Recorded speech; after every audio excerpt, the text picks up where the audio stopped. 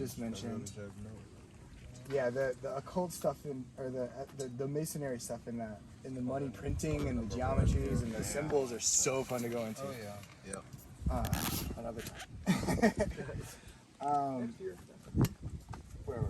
So they snipped it, and then it becomes a piece of paper, which is a promissory note, only backed by the full faith of the person giving that note, or the entity giving that note. In our case, the American dollar.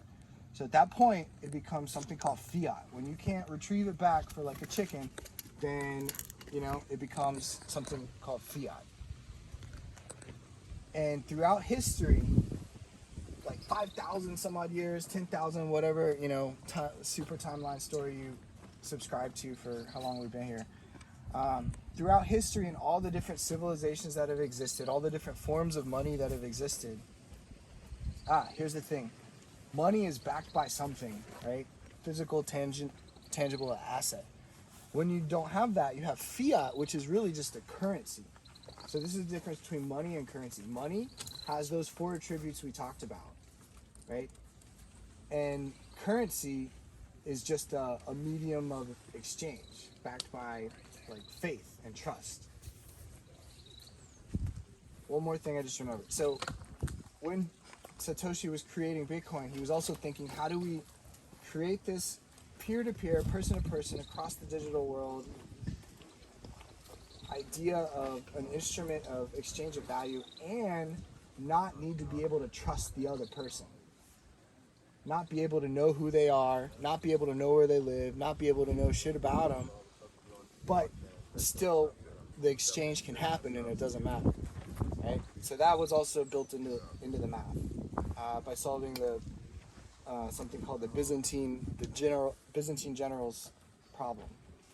And so this was just a fun tidbit of history. So back in the day, there was like Byzantine Empire, and the general's problem is, well, we're attacking this city, and we're coming from multiple lieutenants or multiple generals with other armies, and we're trying to coordinate an attack at the same time on the city, right? How can I trust that my message is going out at the same time to all the people? Did it get it's intercepted and changed? And how can I trust, once they get the message, that they're not trying to get other generals to go against me, a majority, and mess up the attack and make me fail? Because maybe they made a side deal, right, for my failure. So that was why you needed it in a trustless way, because you don't want to put that in there, because that one's tough. So doing the math, it goes to 2/3. You need typically 2/3 of the group to agree to the answer. Sorry, that one's consensus. The Byzantine, and then that one actually is the algorithm that they made for creating something like the math problem portion called the proof of work. So that's that calculator problem where they're trying to like always solve the answer in to unlock the container to see what's inside. So that one's proof of work, and the algorithm underneath that solves like the Byzantine generals problem. So this is a military tactual statistics numbers game problem that hasn't been solved by any human in forever. Right? All the wars, all the nation states, everything happening, like never been solved before, but this guy's like, yeah, I got it. Math. Right? Oh, and then that's perfect because now it comes together with the cryptography. How do we protect it? How do we get it to everybody? How do we make sure that there's no need of trust in the middle or in between the peer-to-peer people to exchange value? And so that's where we're at today. Okay. Now we can fast forward 12 years later. So, still the supply. So the 21 million Bitcoins that will ever be made is on a time limited release of new Bitcoins minted, new Bitcoins mined. This is why they call it mining, because doing work, proof of work, doing that math problem is doing the work, and the one that gets lucky, or the group that gets lucky, gets the Bitcoin reward per the time that the software program releases into the world every 10 minutes. Every 10 minutes, at now is 6.25 Bitcoin that's released. Before, last year, it was double. So 12 and a half Bitcoin. Mining for Bitcoin. Mm-hmm.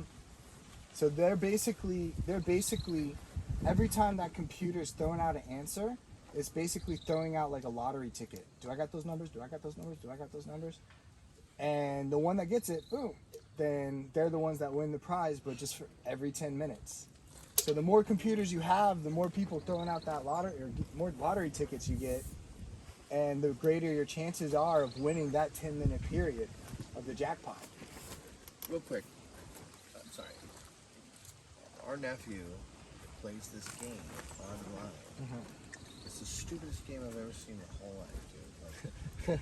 Like it's a screen and there's just these cookies falling down. And you just click and nothing happens. You don't see a cookie, you don't see bigger chips, you don't upgrade anything to a different, better cookie or anything. There's these cookies. And you just click and on watch the same cookie watch over and these over like numbers flash around and that's it. Okay. Like, are they like, do they have little kids like mining bitcoins? Adults too. Chip coins, you know, like is that the same People thing? playing You the just sit miner there, I mean- games, just click, click, click, click, click.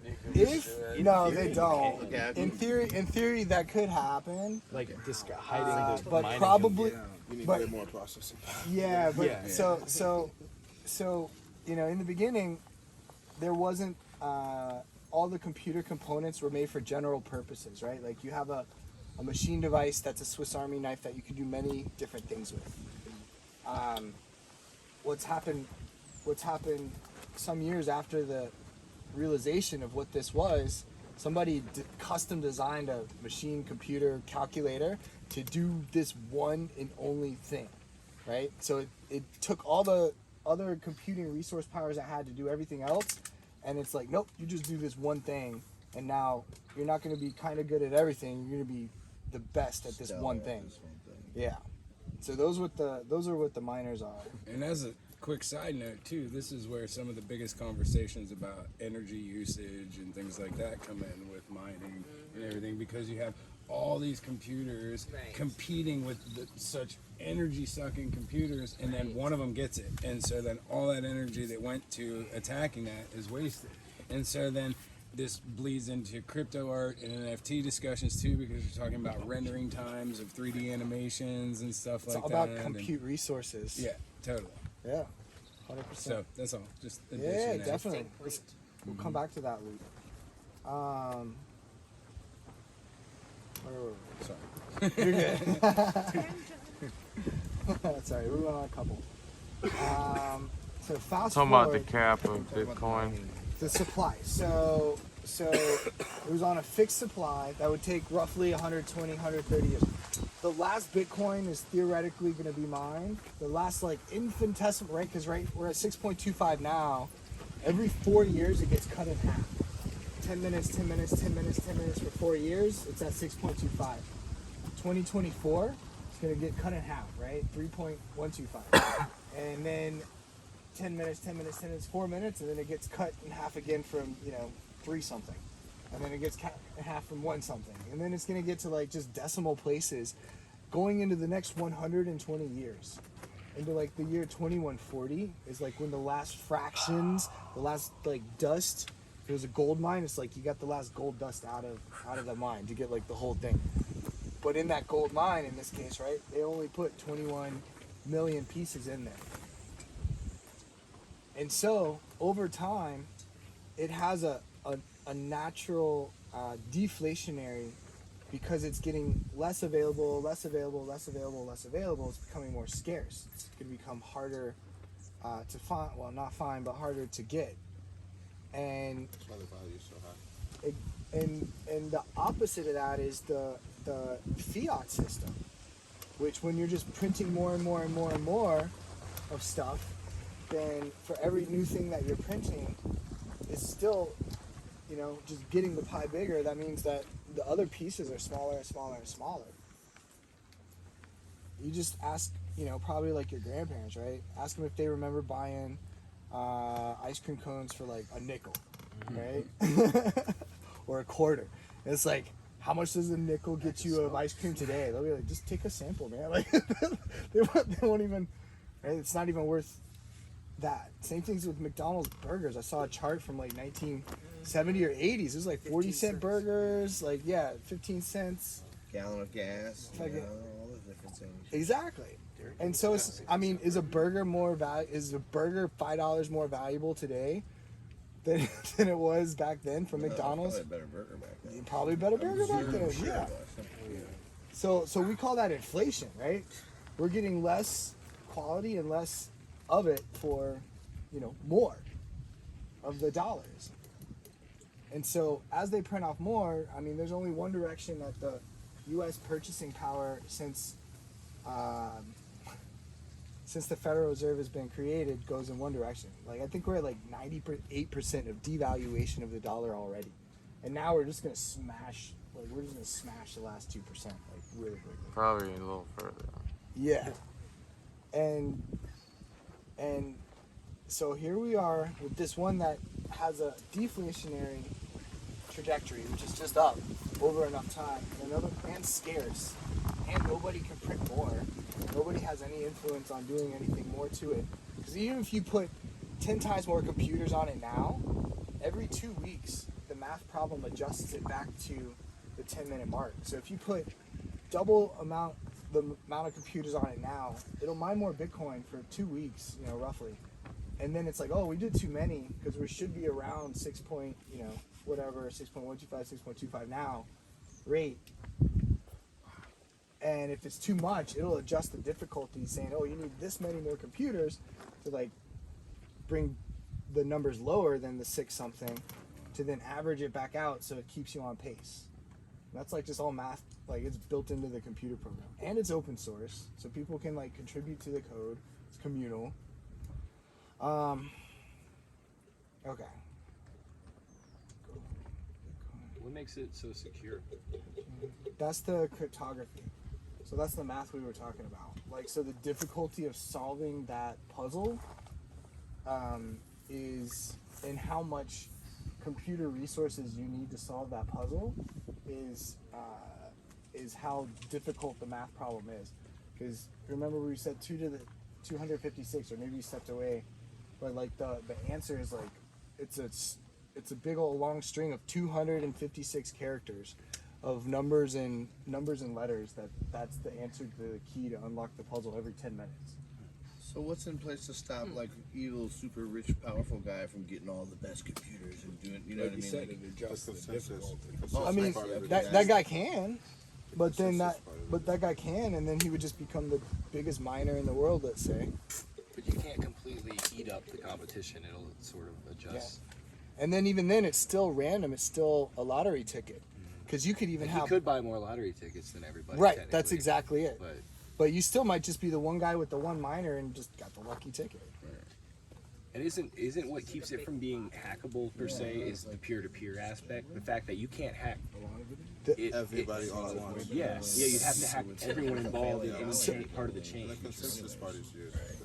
Yeah, so on that one, it's getting something called collusion. So that goes back to the Byzantine generals problem. Like, so by the math, you would need over 51% of the network to convince the other 49% that your version of the truth is the version of the truth everybody should accept, but just by 1%, right?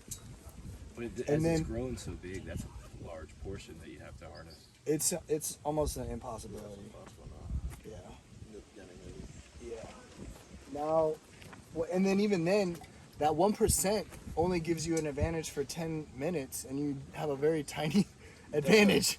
So, like, to actually do it, you would need a huge You amount. have to keep doing that, like every Yeah. 10 minutes. But then the thing is, right? The logic built in inherently is, well, if you put up a lie in a truthful system, then the whole system, the value of it will go down, because now there's no more trust in the systems, that no more lies have been put in the system. So there's like that portion of it too. It's kind of like a game of he said, she said, and she said, and it's like if everyone else says true, but you're over here saying false, so we're going to go with the. But everyone is like incentivized for the network to work.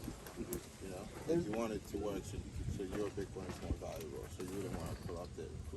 There's True. a lot a of huge game risk, theory in it, man. There's a lot of game theory in it, and that's like probability and statistics stuff. I mean, it's fun if you like that kind of stuff, or poker, or I was just kind of You know, thinking like about it like poker. in my head, but, blackjack, like, you wouldn't want to gambling. risk cheating because This- you know that throws the whole game. Like, if you get caught, it's such a high risk. Yeah. But you know, it's you all can do everything you can to better yourself. the game theory portion's so fascinating. It's all, to me, it's becoming more just all like gambling. I'm like, this is just gambling. I have somebody who hate when you say So it's like maybe gambling. touch on Everything. Yeah, right.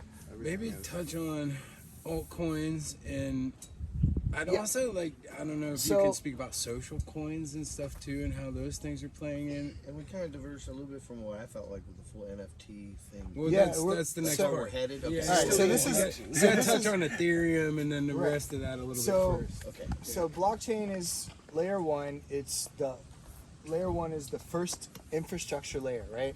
I build internet infrastructure at the cables or the Wi-Fi points or mesh networks or getting it to your house. That's layer one. I'm putting the physical hardware in there. In blockchain world, layer one is the first foundational base layer that other layers can be built on top of. So the first layer is let's figure out how we can make this new system for this value exchange and all these attributes that we talked about for all the different reasons, right? Then somebody said, okay, well, this is good for now, but it can only handle so many transactions at the same time, right? Because now we're at a 1 megabyte limit.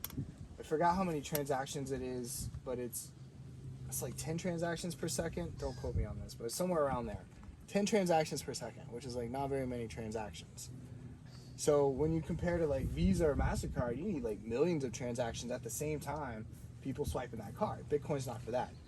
And so now out of that came somebody who said, hey, let's create these smart contracts, and then we can create a layer 2 technology where we'll be able to create an increase faster the transactions, how many transactions can happen at the same time. So that was Ethereum, and then this whole new direction, and then on it, so every 4 years the cycle, 2014, 2016, 2017, 2013. So I hit the first, so I started in 2 bear cycles ago. It always goes bear, bull, and then like bear, bull, and then like bear, bull, and just keeps going down and up and down and up, but over 4 years of time. And the bears, like after you go up super high, then you'll have like a retracement pullback, like in many double digits of percentage. Like, yeah. And so 2014 was at the end of like 2 bull cycles ago. So I started in after it crashed, from like $1,000 to like $200 or something. And then since then it built itself back up to $20,000 and then crashed back down to like $4,000, $6,000. Built itself back up now to 60,000. It'll, and right now we're still on the up, so we're not sure where it'll hit and then crash. But wherever it crashes and lands for like the next 3-4 years is going to be higher than where the last highest one was, which was like 20,000. Yeah. So wherever we crash, we're never going back to 20,000 again. Probably 45. Yeah, If it crashes again. exactly. Somewhere around there. So transactions per second was what the person wanted to create, and they also wanted to create these contracts between different, businesses, ideas, different software, like contracts of computer code. Really, they're really just if/or logic, right? Of computer code. But they call them smart contracts, but they're really dumb. They don't make any decisions. They do exactly what you program it to do. But in that, you can set up different automatic contracts with each other throughout history or into the future amongst machines. So the easiest way to think about it is a vending machine, right? You got a vending machine, and the machine has the smart contract in it, which says if I have 50 cents, I can put it in there, press A4, and get a Snickers bar. right? So the machine logic is in the vending machine, but you need a money to do this, and Bitcoin's too slow to do really fast transactions. So, like they wanted to make it be able to set up, okay, you know, buy and sell, or if this and then that type of logic in the digital world. But you needed a money to do that. So they created their own blockchain for it. They created their own money for it. And then now to execute the contracts, that's where like this new money came from, which is like called Ethereum. Is there a cap on Ethereum just like there is Bitcoin? No. That's the other tricky part. So then they created this, so then it's also going into like monetary theory and coming up with different ideas of how the digital value exchange of humans, right? And you know, like you said before, like really money is time, right? So it's literally digital exchange systems of humans' times going into the future, and there's no supply. So I don't know. Won't get too much into the philosophy of that. But what it did was enable where we're at now, another bull cycle. Like last bull cycle was these ICOs with this Ethereum, because now they're like, we have a platform. Hey, you have an idea with software code. You can write your own code, use our platform for the exchanging because we're way faster than Bitcoin. And you can put a token of representation, your brand token, there, and you can create as many as you want, and you can set the rules for how your token works, and then it'll be ultimately tied back to our token for transactions and exchanges. So then all these people did this. Lots of ones went up, lots of ones more didn't make it. But it sparked new ways of thinking about creating into the future. And from that, the seeds were planted and the beginnings of like NFT started, right? How do we create these different representations, especially in the art and like music world? How do we take what we create, our value that we create, and how do we exchange it to other people around the world? How do we set permission levels of access on a time limited basis or frequency limited basis to the value that I've created out there? You can program in that access, and then you put a toll on it, a fee, a royalty, you know, permission that's tied to the money on how that goes. And then now we're at the next evolution, the next bull run, and the next big thing out of this was decentralized finance, which is one part. How do we create, that's a whole nother beast. And then, but at the edge of that is then the NFTs, which I think like the next bull run is like when, like right now it's exploding, but everybody's still kind of figuring it out. Yeah. But like the next one I think is like where the companies that are growing now in huge scale, like I think the next bull run is going to be like the NFT companies that do that. Yeah. We probably got 6 to 18 months for this one left. Yeah. Would be my best guess. Tops. Because you look Not at financial like, advice. right I'm now, not a lawyer. Yeah, because right now, I mean, Top Shots is still in beta, not accepting new applications, and that's NBA sanctioned. You know what I mean? So now let's go into that, man. Like, explain your journey. So I've known Moon for a very long time. We collaborate on a lot of weird stuff that most people, you know, at the beginning are like, "What the fuck are you talking about?" Right. Now here we are 7 years later. Like, this is what we were talking about. Here's what's been happening. Here's how we can explain it, right? Because a lot of times in exploration, and you know, like it hasn't been created yet, so not even sure how to put it in words. So I told him about the NFTs. We were catching up, and catch up in general, and Well, I called you about this. What's that? I called you about this and was like, "Hey, man, where are you at? Can you come back and lead some breath work? I got this thing cooking." And I started revisiting the breathwork animation ideas, and you're like, "Oh yeah, you've been doing digital art and 3D art for the last 4 years since I talked to you. You need to look into NFTs." And I'm like, "What?" It's like, I think Mo will understand this better than me, like, and quicker. Like, and your first piece of advice was get on take Twitter forever. and follow hashtag NFT and hashtag CryptoArt, and then you connected me with Mark, who runs an awesome artist organization helping bring people into the NFT space called Adore, and he was working on putting something together for this, but we didn't get it together. But next time for sure. And he's awesome, and so he helped really guide me through it all. But yeah, it was literally just diving in and Doing the research. yeah, researching and reading a lot. My first 3 weeks was like literally all reading. And then I got on a platform and I'm like, okay, I'm no stranger to just like diving in and trying something. So it clicked with me. And especially because making digital art for the last 3 years or whatever and animations, I don't know what to do with them. I just put them on Twitter or on, not Twitter, even Instagram or Facebook, and I post them, and it's like used as promotion or whatever in a way, I guess. Or, you know, I have no way to monetize it or anything like that unless I start, like, you know, getting a bunch of YouTube hits, which is a lost cause at this point anymore. You know what I mean? So, it really clicked. I'm like, you mean I have a way to literally take these things and turn them into limited editions and set the levels of rarity and then be able to sell that like I would a set of pins or a set of prints or, you know, anything like that.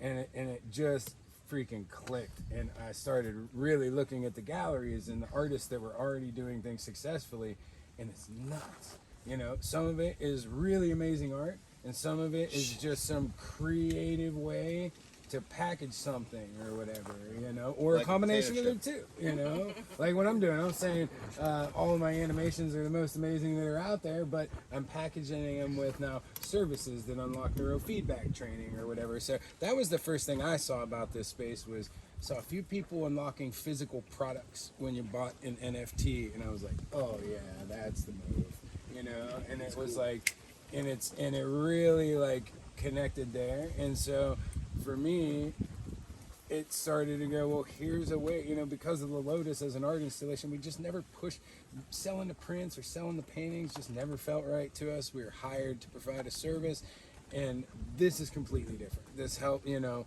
it's just a way to do it. People are really interested in collecting it. That energy is there. It's growing rapidly. Things change by the week.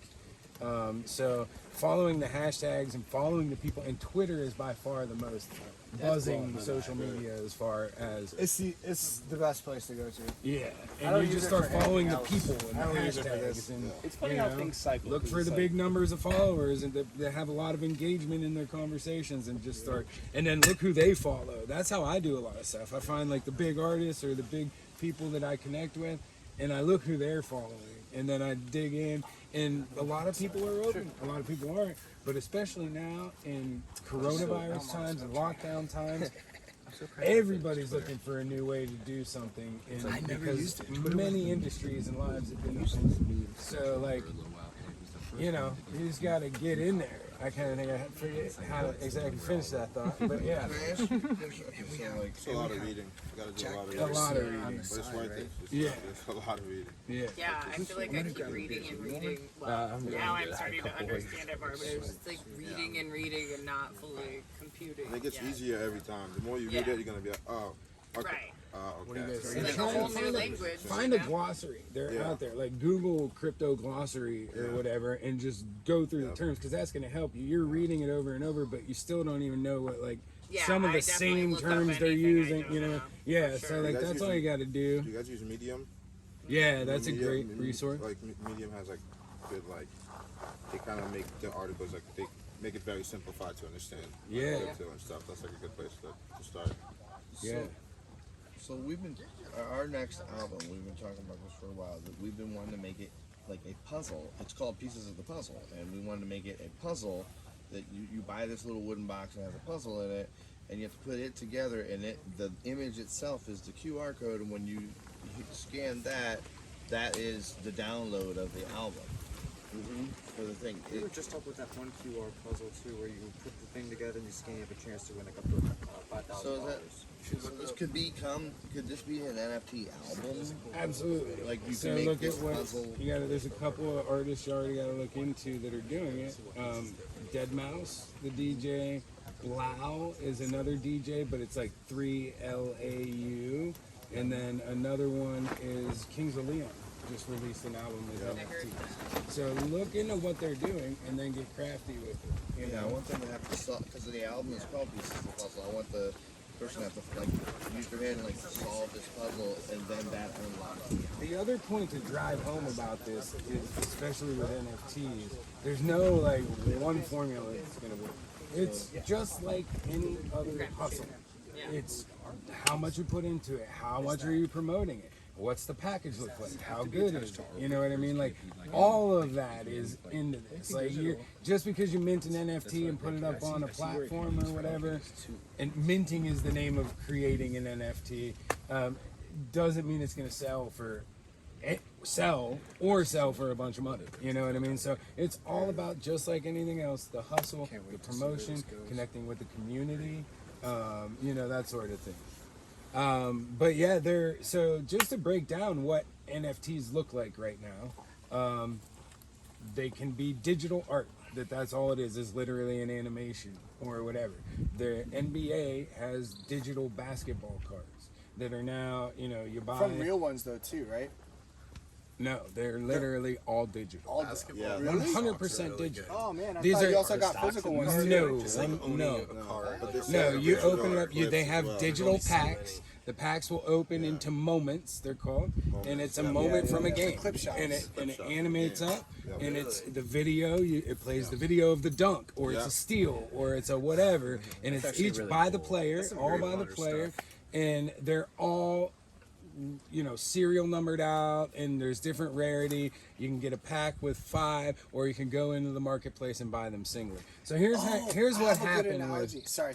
Yeah. To interject, I have a really good analogy. Think of like Johnny Walker, right? You can buy a bottle with your name on it in the future, which there's a barrel that there's only so many bottles that come out of that barrel, right? So you're literally buying something that's like scarce, a part of another thing, and it can't be ever reproduced because that was barrel number 2 and bottle number 13. Totally. And this is all in this is these. digital. Every one of those is a smart contract too. That's all in the code of that thing. You know, there's back end. You don't really see that, but that's all there, and that's in the rarity. And they're, you know, they release different lines of their. On your exchanges, can you change the variables? Change the, you know, I guess rarity, scarcity, like those types of things. No, Those are you don't. That's in the moment that you're getting. That's all in with what Top you're buying. Shots. But I'm saying with NFTs in general. in Oh, the sure. Yeah, exchanges, when you're uploading you your- set all that. Yeah, Okay. that's all set. So you If it's a literally 1-on-1, if upload it's a your 1-5. digital asset, and then you're able to set the parameters the parameters of that. of There's only one. how the rest of the Yeah. internet The can one Like at Wu-Tang Clan when 25. they did the Yeah. when they did the one album. Change it. Yeah. Yeah. Well, Put it in a once you special box. you can set it, but once it's set, then no change. Those go for way more. So if you're like, I'm gonna make this picture right now of everybody here. I'm only gonna make 10 of them. Once you've done that and sent them out, that's locked in computer code, and you can't change it later. You gave me a after cool thought. Maybe a motion picture. the say again? Maybe a motion picture. Yeah. Motion picture. You can even do movies. There's a long? dunk. There's a fancy dunk on album LeBron where you that have, just got like, sold your for Pokemon cards or $800,000 Magic in cards. Top Shot. You know how many people What would be was it? so clip of excited to be able to LeBron like punch James that in dunking on the sold computer for and see almost their $1 million. card or their album cover? There's so and many it clips moves. of him out Oh there. yeah, the way- totally. like, So All that stuff's but- happening. but- but- Yeah, but- you just gotta like, dig into the we wanna galleries find and see. people Like, that there's wouldn't so have much been already digital. That's But awesome. in the people are works. buying it There's thinking it would be worth digital more in the garbage future. pail Somebody kids. making Yeah. Tops They're has rare, cards, Yeah, you the know, Top and Shot, they're the running company, Dapper digital Labs. basketball Labs. cards. But what about Or taking- digital garbage pail kids. Has anyone combined the Oh my two? Like, God. you have your There's a physical Tiger card, King line, but they yet have you a Bernie can Mittens plug it in line. and now have Digital representation. Yeah. it animates it. Like, you see your Pikachu, but now it's moving around a little bit. Like, Oh yeah, that's all. It's all there. And there's actually now games, and so another part of NFTs is gamification in virtual worlds and virtual land. So now these NFTs are This is the future. they're assets. You can buy an NFT that is an avatar that you can put on, you wear as your avatar into one of these virtual lands where you have purchased a plot of virtual land and developed in 3D, built with objects, and you can go in there. And now you can also buy wearables, which are glasses for your avatar, Drive up or in your virtual shoes, or a car. Imagine like whatever, right? So in this, you're creating the digital assets of the future, whether they're visual, auditory, however other elements there are for human perception and experience in the virtual world. That's what you're creating in digital form and setting a price to it. Now imagine, there's like one mega world of the future, and I'm the guy that designed the toilet paper, right? Like. Unbelievable. And the cool part about this is most of this type of stuff we're talking about has already happened in Second Life. I don't know if you guys ever heard of this game, Second Life. Yeah. It's been around since the 90s. And where they were creating assets that you can purchase land, That's you like one can of the, like, sell anything among all these people. This already happened, but there's no hard digital contract. That's the one where people became millionaires selling assets Totally, in the game, right? 100%. This is 90s, early 2000s. I know what you're talking about. But in that system, you're in a centralized place that the company can shut down your account for whatever reason. The government can put pressure on them to shut down your account for whatever reason. So there's permission to that whole process and exchange. So you can create a whole lot of value, but somebody then can like take that away. In this world, like nobody can take that away from you. Yeah. And now there's these things are evolving so quickly already. So there's like 4 big virtual land type things. One's called Decentraland, one's called Somnium Space, one's called Crypto Voxels, and there's another the Sandbox, and that's like all specific like Minecraft pixel art, voxel art, and those are the 4 big ones. But there's another new one called Super World app that is now taking these virtual worlds and overlaying it over physical map data. So I actually bought Spirit Lake in Swanee, and I own this digital piece of property overlaid over the map, where if you get this app and you hold it up and look around while you're in this space, you will see all the 3D models that I developed, and I literally can develop the space with whatever I want. And Spirit Lake is like an art installation area where at Halloween, one of the bigger festivals where all of us have worked and met and stuff like that. And so they bring in like all these art installations, and when I saw that, I was like, I have a 0.1 Ethereum, I'm buying that piece of land. And so now you're looking at, well, if that happens to go big, and the actual music park wants to do something with that space, they gotta contact me or buy it from me. You know what I mean? From you. Yeah, That's cool. that's Rent insane. it, right? Or rent so it. now you're Absolutely. selling them admission to sell admission. Absolutely.